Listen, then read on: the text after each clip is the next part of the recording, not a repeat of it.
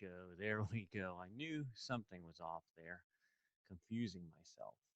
Yes, yes, indeedy, Roo. Time for another daily bread project. Got another special guest for you today on a Saturday, no less. Looks like he's already in the room. This guy's eager. This guy is eager. All right, let's get him up.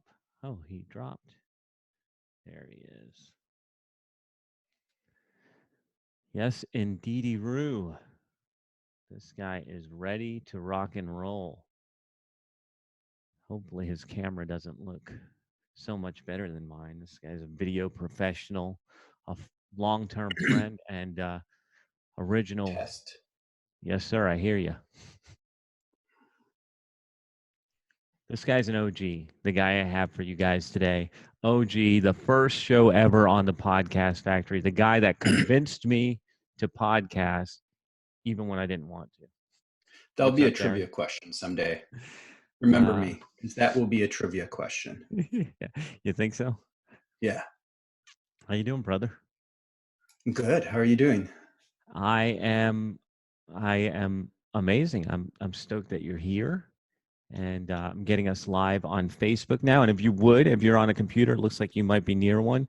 If you'll share to your page or your profile, okay, that would be awesome.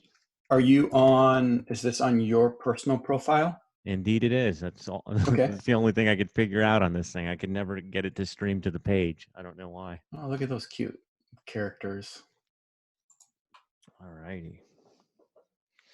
Okay, so this thing is about to go live. Oh, it's live now on Facebook. We are here, so I'm just going to jump into this. I see me. I see you. You see us? Yes, sir. Yeah. All right, so you are listening to the Daily Bread Project. If you are here on my profile, facebook.com/JR Rivera, then you're with us live. If not, you are listening to this in podcast format somewhere across the web. And I'm going to give credit to everything good in this world to the guest I have here today. There'd be no podcast factory.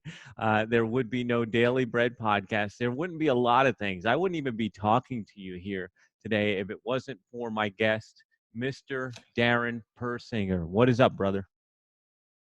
I mean, that's quite the introduction. So I don't know how I live up to that now. 100% true. And this is a dynamic, ladies and gentlemen. The first show ever on the Podcast Factory Network, and I'm doing air quotes if you're not watching, was Making Agents Rich. And that was with Mr. Darin Persinger. We did, I don't know, something like 180, 190 shows, something like that, wasn't it? Into the 190s. Wow. That was a big project. And we've done, what we do before that? Marketing and Productivity Radio. That lasted about 25. 20s on that. We did better the second time around. We figured some things out. And now you've got your own podcast or several podcasts. What do you got going on now? I'm doing you're putting me on the spot. Anything, Not Everything podcast.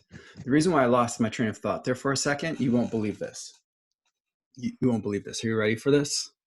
You're going to have to show this to Rachel. Catherine and I recorded episode 1 of what we are calling Date Night In. We recorded that last night. Really? Yeah. That is... Yeah, so now maybe I can get Rachel Cupcake is how people know her. Show with us. Darin and Kat are going her reality image.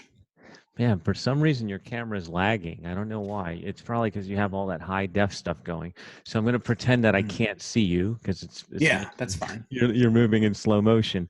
But all right, cool. So you get the idea. I think you've listened to a show or two. You also inspired me to make this a podcast. That's another true story.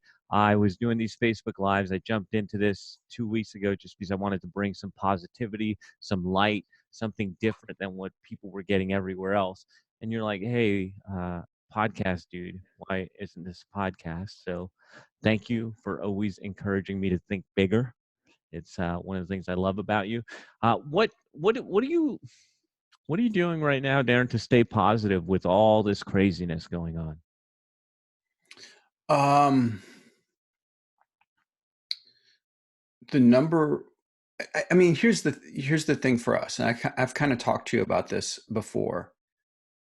We are ahead of this in Washington State, where I'm from, and specifically Snohomish County, where the first case and the first death in the United States took place from COVID-19. So we are a little bit out in front. I mean, like, I called you weeks ago about this, and I was like, hey, and you're like, that seems fine. I'm like, no, it's not fine. Like, I was going through the 5 stages of grief or whatever it's called, right? Like, I was battling that in the beginning, then came out around to the reality of it.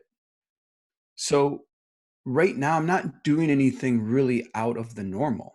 Like, we're kind of shifted back to normal for ourselves and not doing anything. We're not pushing extra hard to make sure that we're thinking positively or anything like that. We're just back into our normal routine more than anything, if that makes sense.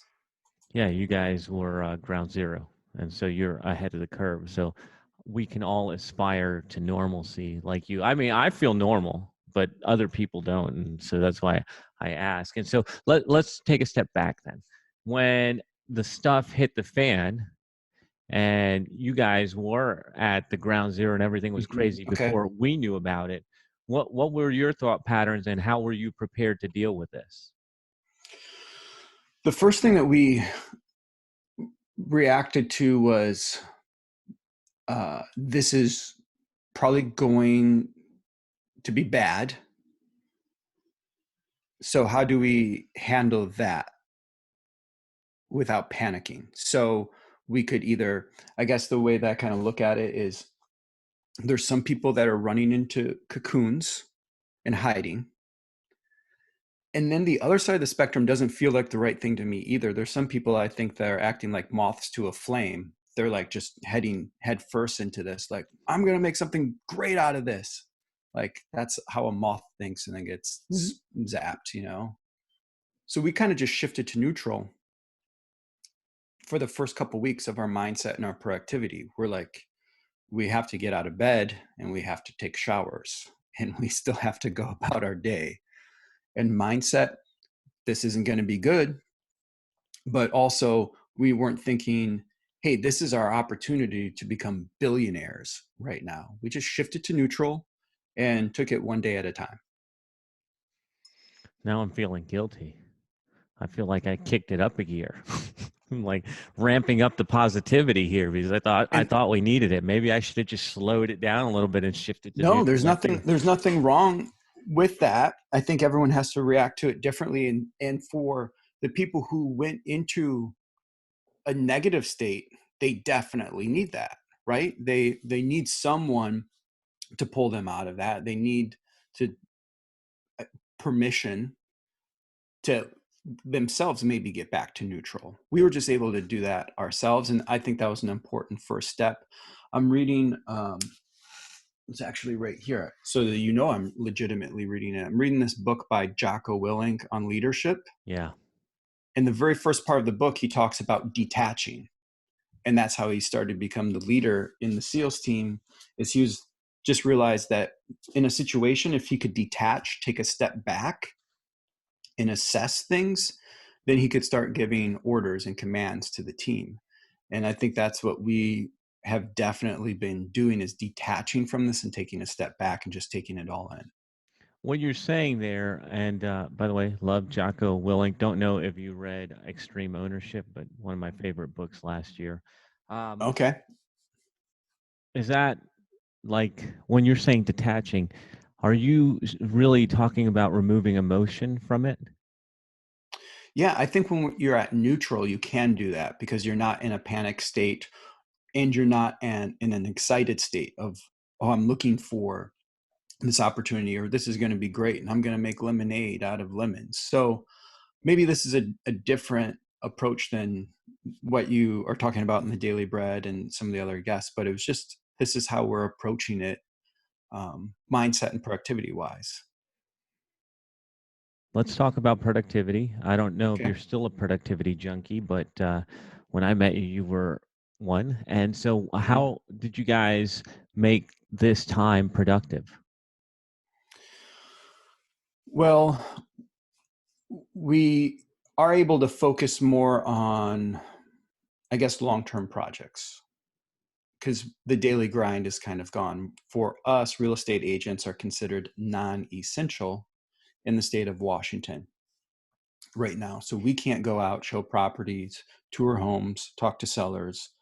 We got to stay in our homes. So that changed our approach to that and how we do our daily activities. In the very beginning, we just were trying to prioritize. So the first thing that we did was after we took care of the family, like, hey, are we going to be okay? How do we make sure the kids are okay? And then family elsewhere, like, and I consider you family. So like, that's why you were getting calls so early on, And lots of calling. them. I Thank you. just really wanted to make sure I was, and those calls have backed off a little bit after I know that everyone is okay. And then we started looking at our investments, our assets, and we started to assess and audit like which of our tenants are not going to probably pay rent because they have a job that's impacted by this. So we started to audit that, make plans, and then we moved into our business and said, okay, well, what's next? And how do we come through this stronger? And what we've really been focusing on, and I did a live on this, and that would be number one, is I think you're just going to have to figure out what this new world order looks like for business. New World Order. Yeah, Interesting choice of words there. I know, but I'm just trying to play into that. So the like I did this live yesterday about front of the room leadership. How can you lead right now? If you have a team, how can you lead from the front of the room if there's no front of the room? You're on these weird Zoom calls like this. If we stacked up more people, like, and you're supposed to be leading this, you get lost in that. You're just one little box in many. And so, how do you really show leadership to your team or to your clients in this type of situation? And for me, what we assessed was lives, which aren't ideal because you can still get interrupted with those. And number two, podcasting, because that to me is like the new digital front of the room leadership. You're uninterrupted. You get to sit there in the virtual digital front of the room and share with whatever you want to share with your team or clients for 10 minutes, 20 minutes, an hour. So we're focused on that, on the creation of those two types of assets right now. The lives and the podcast. So that is how you tricked Catherine into podcasting, eh? This is how we're going to lead, baby. Get on the leadership We've train. we've been talking about it for years. And one of the names and ideas that we were throwing around was the kids are in bed because that's like the only time that we get to chat with each other. And I don't know about for you and Cupcake, but listen to this stat that we came across. What would you guess is the average amount of time that a married couple spends talking to each other each week? And maybe I So, shared this number with you yeah, on one of my walks. I'm going to pretend that I didn't ever hear it. And Okay. I'd say 5 to 6 hours. Yeah, that would be amazing, right? 27 minutes. Yikes. So last night when we sat down and did a podcast for 1 hour, like we're doubling the amount of time that an average married couple talks. That is, how do you even run a house? Like, how can you run a life and a house with only 27 minutes of talking between you? Well, I think, I mean, if we really assessed how much we do, it's probably less than what other people think because we work together. They think we spend a lot of time talking, and people assume because they said something to Catherine, it will get passed on to me and vice versa. But we're a lot of hit and miss and like conversations while we pass each other in the hallway and stuff like that. So I just think that's that's a reality of modern day family life and in marriage. Of it's hard.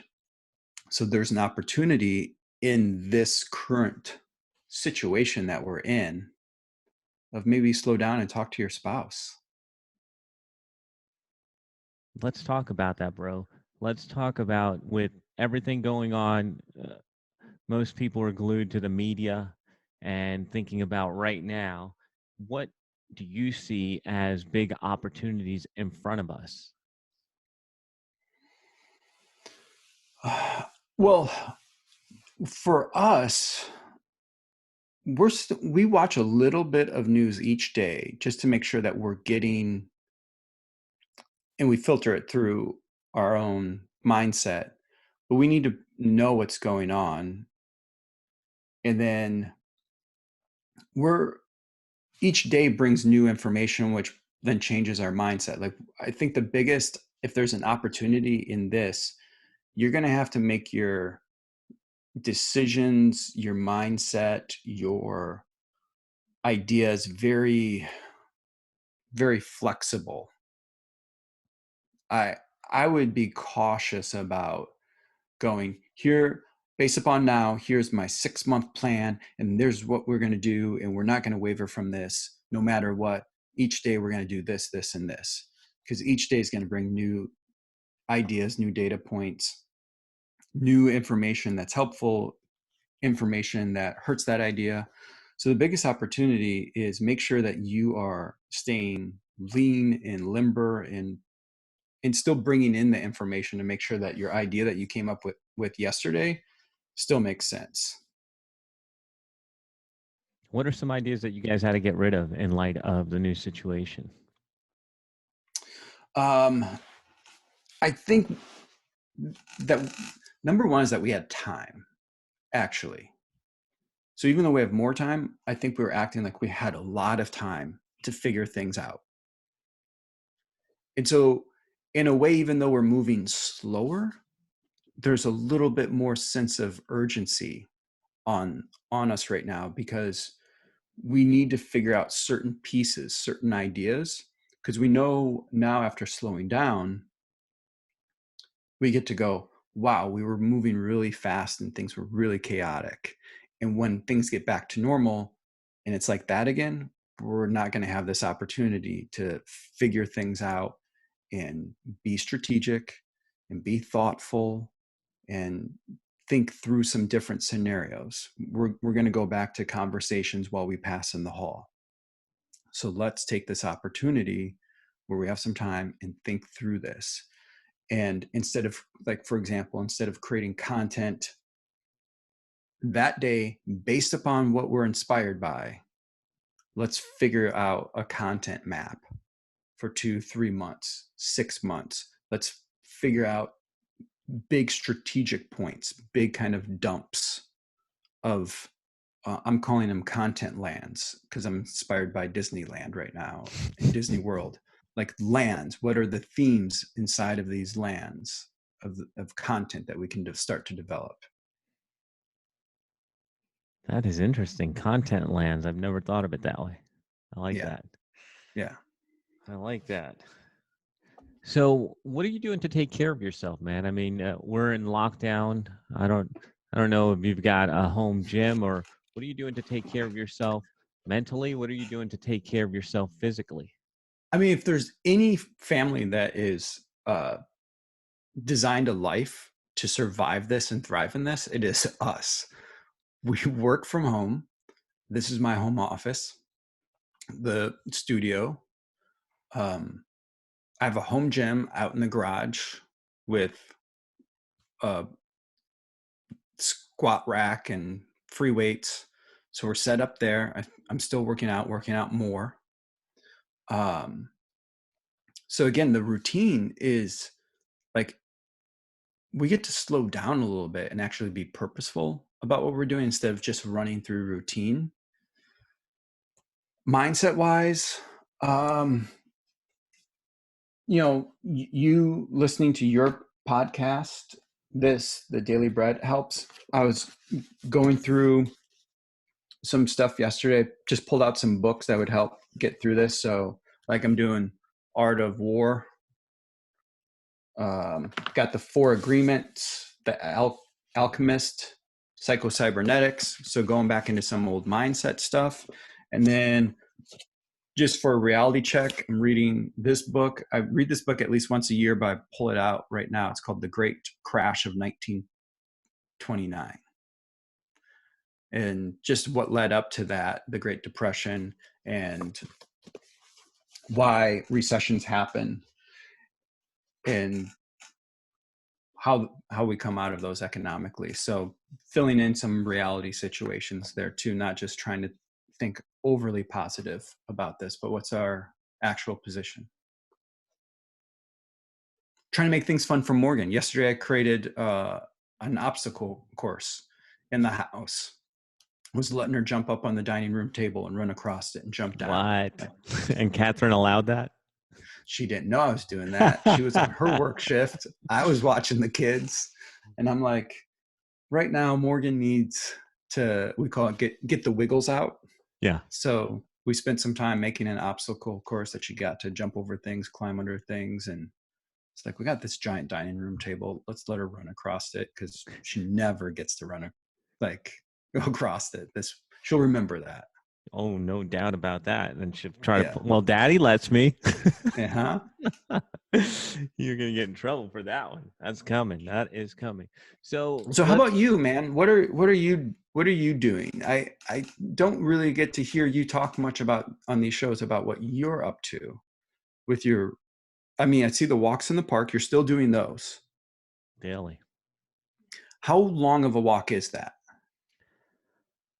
Typically, it's 45 minutes to 55 minutes, and it gets anywhere from 2.5 to 3 miles, depending on my pace. Today was And that's 3.2. one lap around the lake. It's 2 laps around. One lap Okay. around the outside, one lap around the inside gets me about 2.5 miles.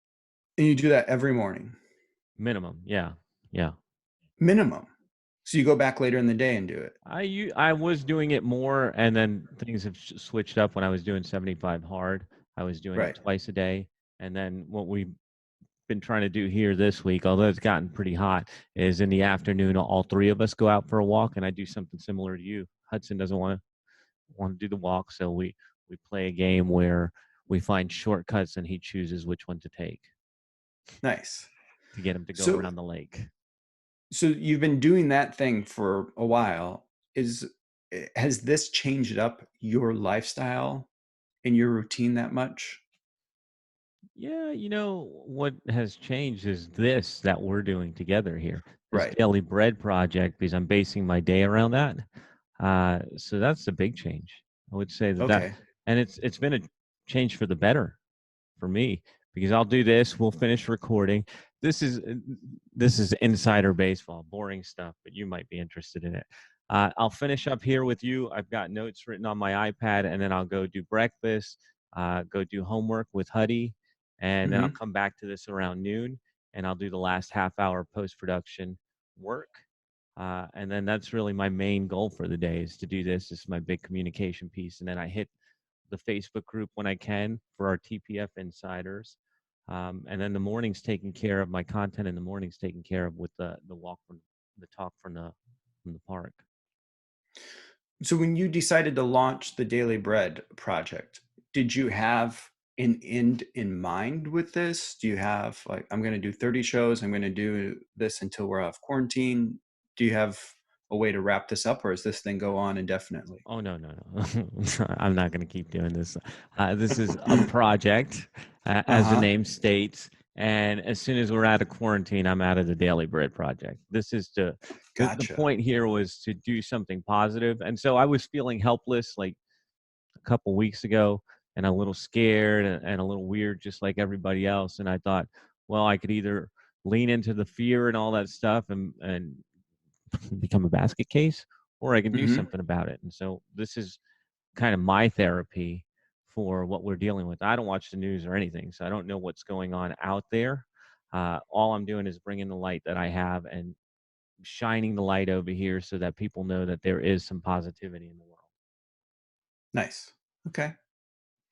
No end goal, no monetization, no this is going to last forever. None of that stuff. Hmm. This is all the stuff I say people do podcasting wrong with. Well, and that's funny that you talk about that.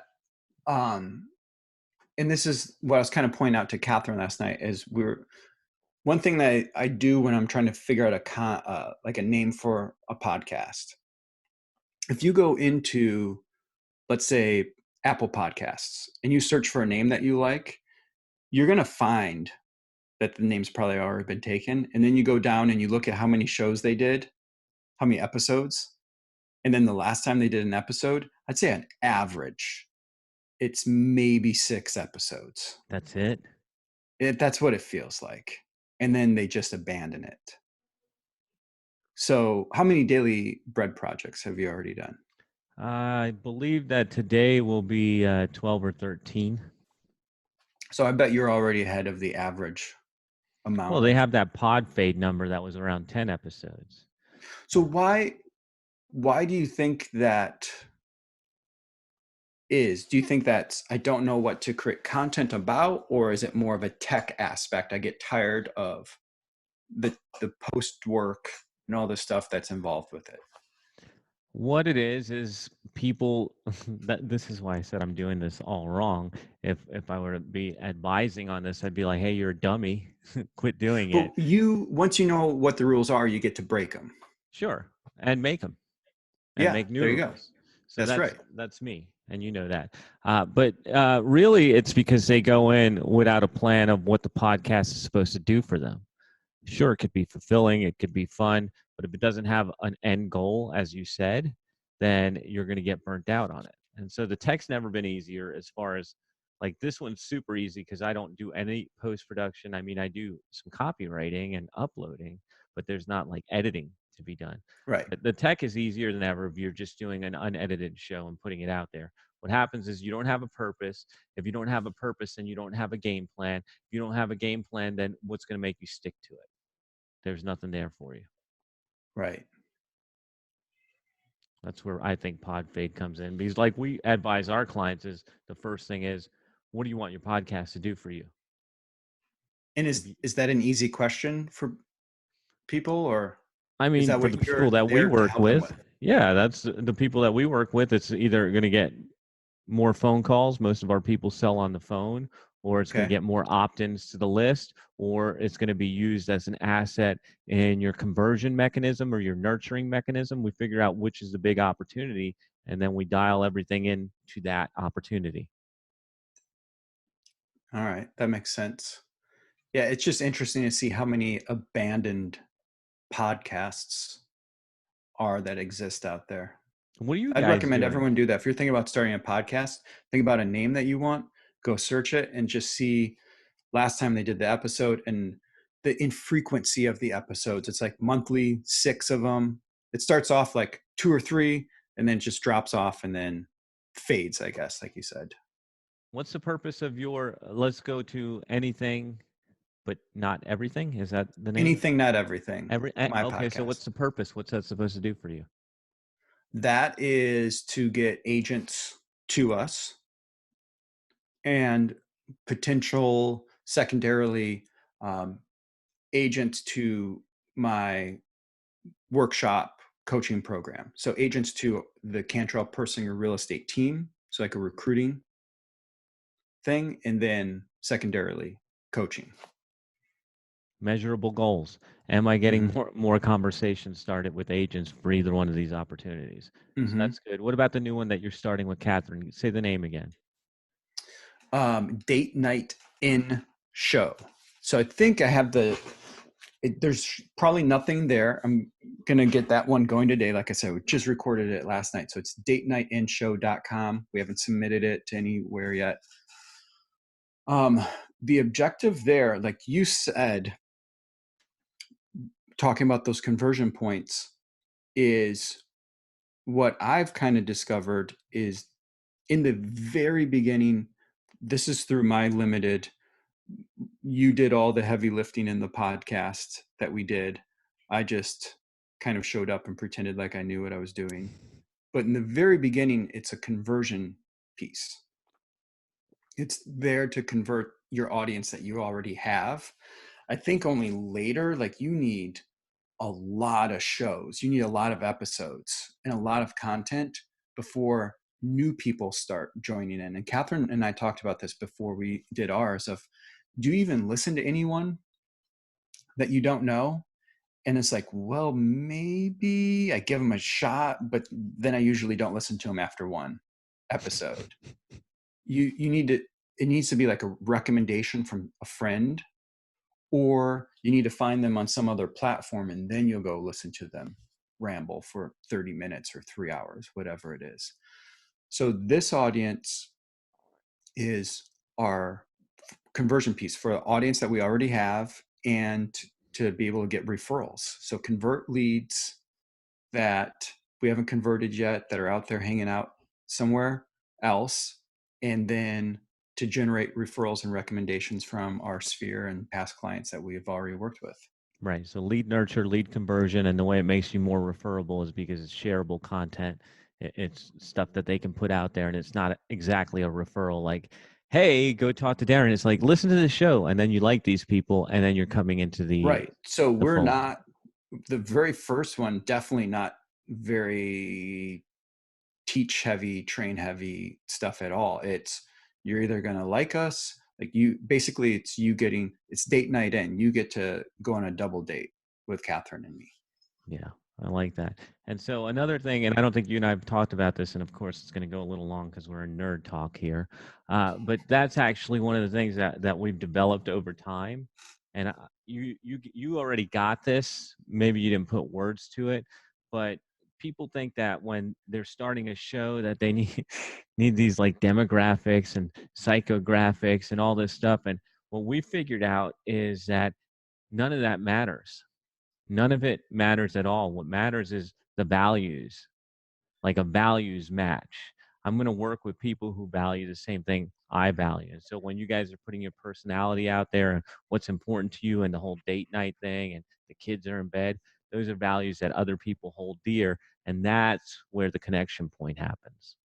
Yeah, we call that compatibility finder. We're trying to find clients, whether they're real estate clients or agents to join us. Who are we compatible with? So, and I think I don't know about other industries, but real estate specifically, there's a big missing component, like this giant middle of missing content around and how to convert. I see real estate agents will make content for leads and for audience, and then they create content that's too far down the pipeline that doesn't help them. It's like, here's the 5 tips that you need to know about title and escrow. Well, you're not going to get that person to come work with you if they're already at the title and escrow point of the contract.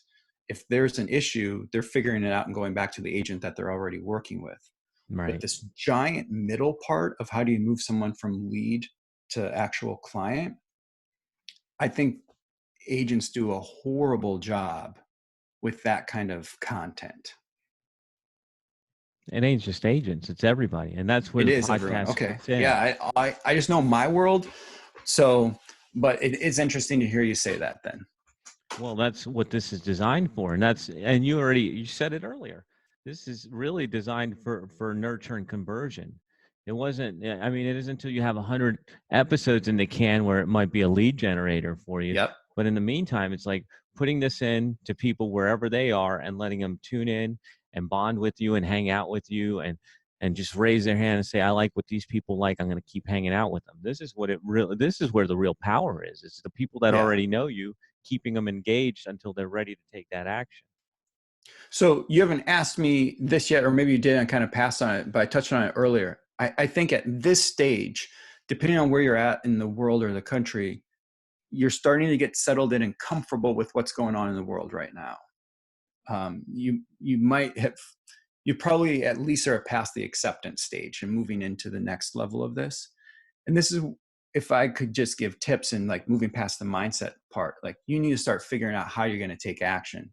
There's an opportunity where you can start working on things and not being distracted and not being interrupted. And this is part. If you were honest with yourself and you look at what type of content am I creating? Do I do like hard teaching education stuff is great for lead generation, but that doesn't convert anybody. Like you said, it's the values, it's the emotion, it's the compatibility. Yeah, I like this person. That's the stuff that matters, right? So I think, hey, if you get your mindset right, start figuring out, how do I come out of this, and what's my platforms I'm going to use to start converting the audience that I have. Start figuring that stuff out. This is the opportunity that you have right now. Yeah, man. All right, I knew you'd do this to me. You'd make me drag one of these on longer because we start nerd talk here. But Darin, Yes. anything else you want to say? I want to wrap this thing up. I want to be courteous of people's time and your time and my time. So, anything else you want to say as we're wrapping up? I just kind of piggybacking off of that last thought I had. Once you've spent enough time grieving or whatever you're doing, whatever word you want to use right now and what's going on, you got to know, like, that's enough and it's time to get back to work. And back to work might not be your normal routine. It might look very different, at least for now. And you need to figure out what that new normal is. And for us, it's content strategy, mapping, laying out our themes, figuring out all the components to that, and then starting to create it. Like, let's bank it, because we will get back to a normal where we don't always have to acknowledge what's going on.